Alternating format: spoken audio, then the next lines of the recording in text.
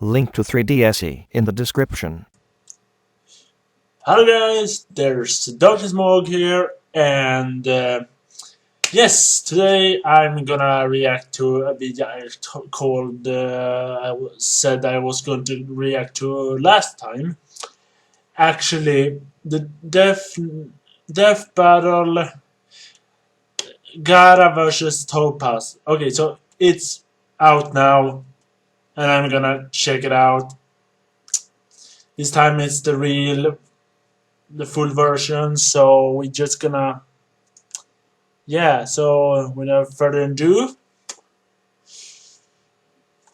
let's get started. So we start in full screen. 3, 2, 1, go. This episode of Death Battle is brought to you by Squarespace, the Yes. easiest way to create a beautiful website, blog, or online store for you and your idea. Squarespace features an elegant interface, beautiful templates, and incredible 24/7 customer support. Try Squarespace at squarespace.com/screwattack and instantly get 10% off. I'm making boomstickrules1.com for obvious reasons. Go away. Okay, thank you. Okay. Yes, let's see this battle! Okay, come on, let's see it. Throughout Death Battle, we've seen all manner of weapons and abilities, but Yes. these two combatants command the very earth around them. Gaara of the desert. Oh, yes. And Toph Beifong, the blind bandit. Oh, He's yes. Wiz and I'm Boomstick. And it's our job to analyze their weapons, armor, and skills to find out who would win a death battle. Death battle. Okay, let's see. Okay, you're gonna check Gaara out. of the Desert is a short, skinny, pale stick of a kid, but he's also one of the deadliest shinobi in the world. He looks like a member of Green Day. Gaara is the son of the 4th Kazekage, leader of the village hidden in the sand. Born prematurely at the cost of his mother's life, Gaara was destined for a childhood of depression and loneliness from the get-go. Not even a minute old and already has a kill under his belt. Though, technically he had a little help. Because, you see, as he was being born, his father was like, "Hey, you know what would be awesome? Using ninja magic to seal a horrible monster in my son's belly to turn him into an ultimate weapon." Yeah, the tail beast. The process was successful, and Gaara became a Jinchuriki, human beings who have powerful tailed beasts trapped within them. Gaara's beast was Shukaku, a giant tanuki with power over sand. Oh, I want a tanuki as a pet. They're so fluffy and adorable, you just want to hug. Holy shit, what is that? So Shukaku loathed humanity, and at first, Gaara had difficulty controlling the monster's rage, accidentally hurting others. As such, he was shunned by his own people, forced to live a secluded life. Well, yeah, I mean, he's got a goddamn tummy monster. It's not like Pepto-Bismol's solving that. Convinced his only option was to fight and care for only himself, Gaara became a ruthless killing machine. But it's not all bad. Having a digestive desert demon gives him control over all things sand. He can wield it as a weapon using his mind to trap and crush his foes. yeah, Oh, and he can also kinda use gruesome it to the first freaking time I saw fly. it. How the hell does that work? He can mentally adjust the density of his sand, whether it needs to be lighter than air or stronger than steel. He can even use it to stop bombs powerful enough to wipe out an entire village. He can control any sand in his vicinity using his chakra, a spiritual energy shinobi access for superhuman abilities, such as walking up a tree. This guy is like the ultimate emo kid. But I'm not gonna give him too much crap, because he can use existing sand to crush the ground around him for even more sand. So he's never without easy access to ammo. Despite this, he still carries a gigantic gourd of sand on his back. It's huge. You'd think that'd be hard on his spine. Interestingly enough, its unique shape and size is a reference to how in Japanese folklore, tanukis were considered to be so well endowed they'd have to sling their testicles over their shoulders. Awesome. But the thing is, Gaara's gourd is not carrying any ordinary testicles. I mean sand. Gaara has infused his own chakra into the gourd sand. This directly links it to Gaara, making it much easier for him to control. He's so skilled with it, he can even forge weapons from it, bury people underground, or send it into another person's bloodstream and control them like some sort of puppet. Talk about an itch you're not gonna scratch. Also, Gaara eventually battled and defeated his own father, who happened to be a zombie at the time. His father used a magnetic release ability to control gold dust, much like Gaara does sand. Even though he can't do the zombie dad magnet thing, Gaara added gold dust to his gourd sand anyway, giving him more control over its weight. But wait, there's more. With her dying breath, Gaara's mother somehow imparted her own power into this sand. It became living sand, an extension of her will, determined to follow and protect Gaara. It will spring from the gourd to defend him from any danger, regardless of risk and without command. This absolute defensive technique is called the Absolute Defense. Pretty good name, really. Gaara's sand is so dense and fast, only someone who can move nearly the speed of sound can pass it. Gaara can also use everyday sand to create defenses Wait, did they say such as his Gaara? sand armor, which encases him in a shell to soften blows. Unlike his automatic absolute defense, the sand armor is self-created and requires a large amount of his chakra to maintain. Gaara's skill with sand is only limited by how much chakra he's got left in his system. After running low, he could tag out and give Shukaku a turn fighting, until a group of crazy people literally pulled the sand monster from his body for good. That must have hurt. It's gotta be like twice as bad as the night after Chipotle. He died. Oh, the same then. Turns out losing Shukaku was actually a blessing in disguise. After being resurrected, Gaara spent some time reevaluating his emotional roller coaster of a life. Inspired by Naruto Uzumaki, he began to truly understand compassion. His attitude changed, his people began supporting him. He even commanded the allied shinobi forces during the Fourth Great Shinobi War. And, like his late father, Gaara also became A zombie? Kazekage. Damn! Well, even non-zombie and missing Shukaku, Gaara still retained his powerful chakra and skill over sand. In their fight, Gaara was so powerful, his father mistook him for Shukaku itself, despite the sand monster being long gone. Gaara is stronger and smarter than ever, all thanks to his mother's love. I miss Mama Boomstick. Few can withstand the overwhelming power of this sand shinobi. Or Mama Boomstick's cooking. Hey! You're uninvited to Thanksgiving. I never was! Exactly. Nobody was invited at first.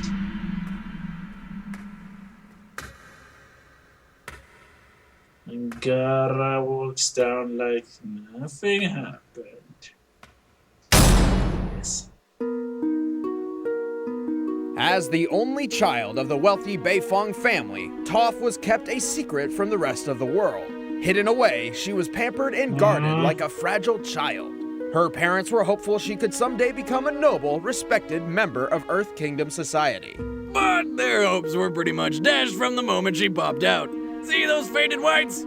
Yeah, Toph's completely blind. My daughter is blind. She is blind and tiny and helpless and fragile. Still, fragile is the last word that I would want to use to describe this chick.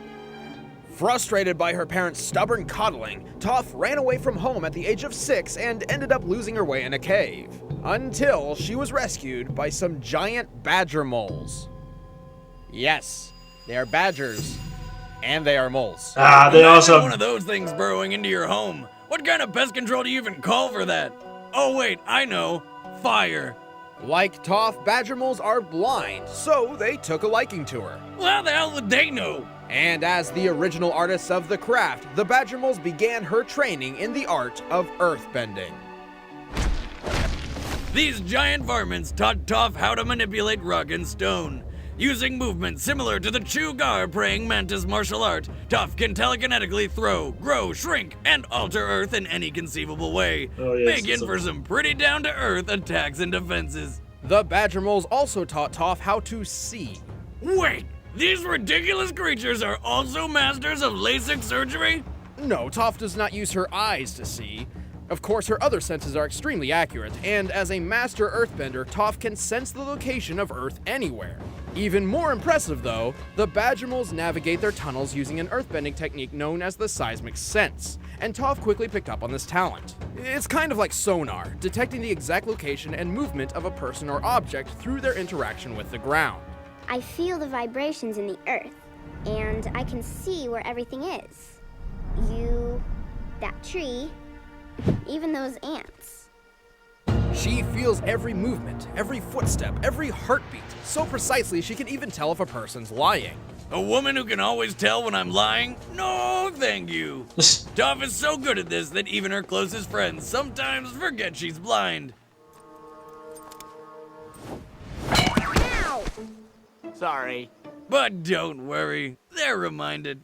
In only 6 years, Toph had completely mastered earthbending. She even won the Earth Rumble 4 tournament multiple times under her stage name, the Blind Bandit. But Toph didn't stop her training with just earthbending. At first, softer earth proved difficult for her seismic sense. I feel the vibrations in the ground with my feet, but the sand is so loose and shifty, it makes everything look fuzzy. But she has since demonstrated her mastery in both sand bending and mud bending. She can also change the density of earth from sand to I stone need to and check back. the car. And before you start making any density or hardening innuendos, she's 12. Okay. But her greatest achievement is the discovery of an all-new bending art, one thought to be impossible: metal bending. By manipulating the earthy composition within, Toph can bend nearly any type of metal just as well as stone, the exception being highly purified metals such as platinum. Toph quickly mastered metal bending and went on to teach it to others. Oh yeah. She eventually even founded and led a metal bending police force. And that's after conquering Earth Rumble 4, holding up a building the size of a castle, defeating an entire army almost single-handedly, and dueling King Boomy to a standstill. And that guy's conquered an entire hostile city by himself. Even in her old age, Toph was capable of going one-on-one with a new avatar, and her seismic sense could locate people across the world. I need to She check knows that. when I've lied I and haven't- where I've haven't been. said- Women should not have these powers. I need to I am see the that. greatest earthbender in the world. Don't you two dunderheads ever forget it.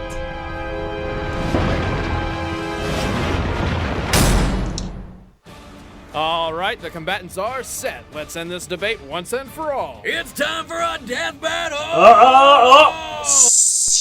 Pause.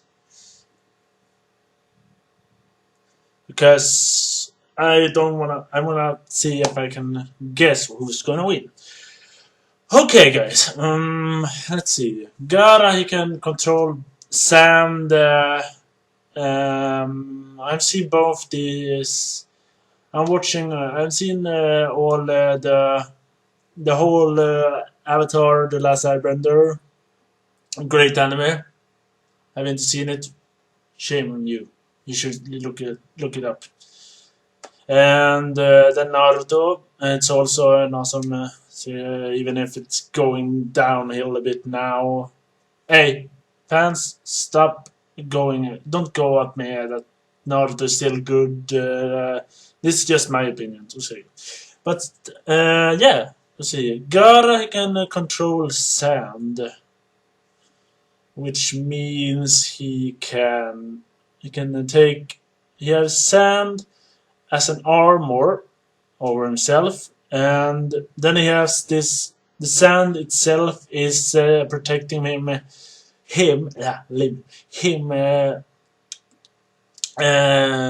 without him doing any orders, giving any orders. This is gonna be hard. So Topaz can manipulate metal. I don't think Gaara can do that. So that, I think, it's gonna be a thing that she's gonna have to have in advance, or advance.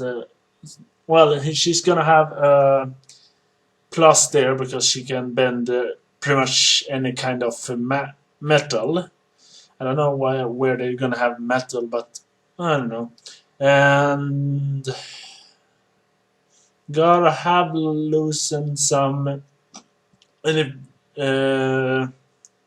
Lost the Jinchurikin from him, or the one-tailed. Okay, so the one I think would win this is actually Gaara.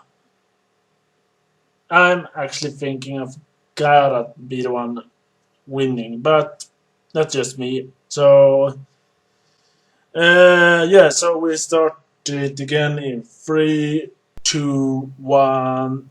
Let's start. Okay. There we go.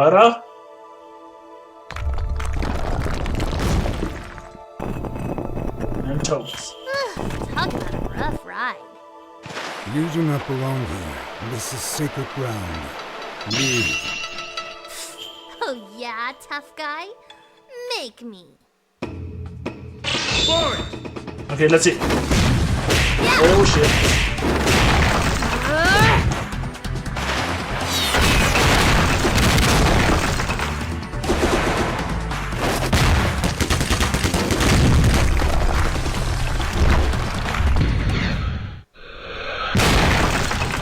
Interesting. She commands stone as fluently as I control sand. By the way, I can tell you're using your sand to smash up the ground underneath us for more ammo. Pretty smart for a sand. Too bad I'm gonna kick your butt before you can use any of it.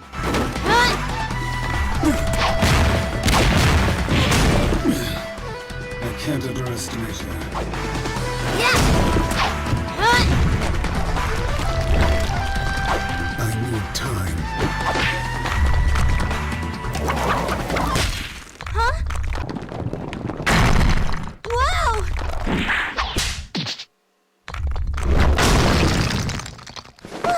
Sorry, Grumpy. I'm not ready to be a shish kebab just yet. Okay, what you gonna do now? I don't think stone can... Come on! Are you really that scared of a little blind girl? I'm touched.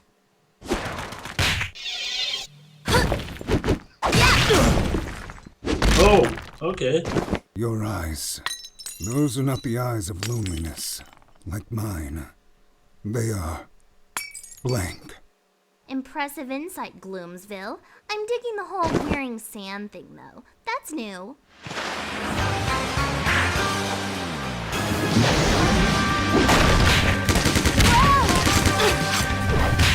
Hey, no fair! You need your arms to control the earth. I will remove them.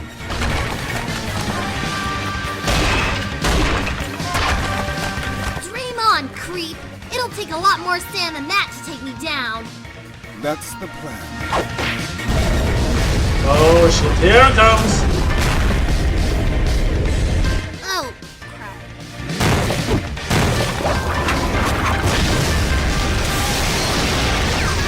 Okay. So... Sun coffin. Sun burial. She had metal. It is done. No, it's not. She had metal around her. Jeez, I almost felt that. That's impossible. No. You kidding? Pay attention, Sandy. I'm about to school you.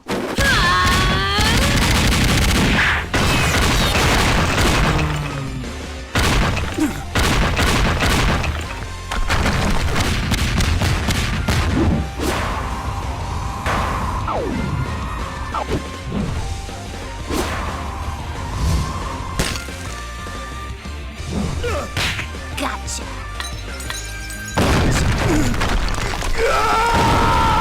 Oh shit. That's how it's done. Oh, goddamn weasel! Why did another anime character have to lose? Yeah, but here's why. Gaara's sand is monstrous, and its speed and power could easily obliterate most foes. But with Toph, it's another story. Really? She's friggin' blind, for God's sakes, and he can fly! Oh ho ho! In the official behind-the-scenes extras of the Avatar Book 2 DVD, we found this. Toph can feel the earth, even if it isn't connected to the ground. Toph is tough, but her real strength lies in her precision and technique. With her earthbending and seismic sense, she could see Gaara's attacks coming the instant they began, regardless of if he was in the air. While Gaara's chakra-infused sand is controlled by his late mother, it's still sand. Just like in an earthbending duel, Toph was able to influence it long enough to misdirect or block attacks. Also remember, Gaara added his father's gold dust to the mix, giving Toph 2 different bending options just in case. Unlike platinum, gold contains traces of iron and copper, and can be metal bent. To top this off, Gaara keeps himself covered in his sand armor, so Toph could always sense where he was. And it's specifically stated that the sand armor uses up large amounts of Gaara's own chakra, not his mother sand. So, when he ran low on chakra, it became difficult to maintain. Thus, Toph had no problem turning Gaara's greatest defense into his worst weakness. Gaara couldn't stand up to Toph. I know you're floored. I really Yeah, grounded okay. that one in, didn't I? What can I say? It's my earthly delight. The winner is Toph Bay Fong. No need to gravel about it. Can't we just bury the hatchet? I'm out. Next Okay, so time on Death let's see Metal. next time. What's gonna be next time? Oh! Oh yes! Oh yes! Yes! What's gonna be Bound Under against? Ooh.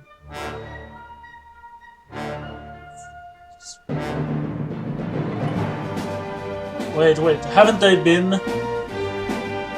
I'm sure they have been. So, are they gonna reboot it? Oh, remastered. Okay, they're gonna be it's a remaster. Okay. If you guys enjoyed the episode, please like, share it with your friends, argue, and subscribe. Yes. It really helps us out. And if you Okay. Yes. So this was an interest battle. Well, I'm not sure what I would think about this, but it's true that Topaz can feel the earth even if it's not on the ground or connected to the ground. She can know where it comes from. So I thought that would be something that Gaara had the upper hand on, because he can fly. But yeah, it makes sense, kind of. Well, it was fun, and even if Gaara lost, well, we can't have it right every time. So yeah. Okay, but this was DarknessMohag reaction, and leave a like and favorite and share it with friends, and remember to comment below what you thought about the video, and click the subscribe button also to see more. I will have not much to say, but this was me, DarknessMohag, and I will see you in the next video. Bye guys.